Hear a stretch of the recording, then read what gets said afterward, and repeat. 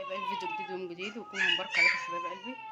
عملت بقى شويه رز كده ببصلايه بس ما كنتش بصوره، العلم كان ينيني.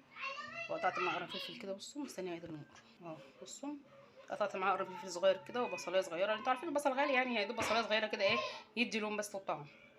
وجوزي بقى وبيصلي الجمعه، طبعا مباركه عليكم، هيجيب بقى السمك وهو جاي واعمل شويه سلطه خلاص.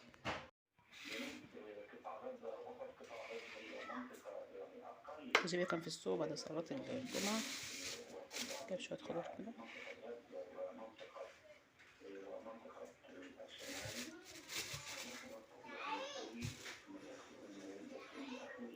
غسلاها وعاملاها منضفاها وغسلت الخضار وحطوها في تلاجة.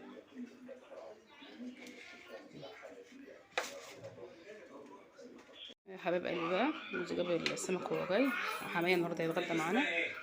السمك جميل والله، بصوا ما شاء الله. كان بيقول ب70، هو خد 65 جنيه بس ما شاء الله. عملت جنبه شويه بصلات اهو ورز البصليه زي ما قلت لكم. جميل بقى. قسمت بقى السمك كده على اطباق، بصوا زي ما انتم شايفين. المجموع تقريبا 8 سمكات 2 كيلو. طبعا مباركة عليكم، وشير ولايك واشتراك في القناه. وهحط بقى الغدا خلاص بقى، هون نتغدى واشوفكم على خير يا حبايب قلبي. عجبكم الفيديو شير ولايك واشتراك في القناه ومفعل الجرس عشان يوصلكوا كل جديد، واشوفكم على خير يا حبايب قلبي. مع السلامه. حزم حزم.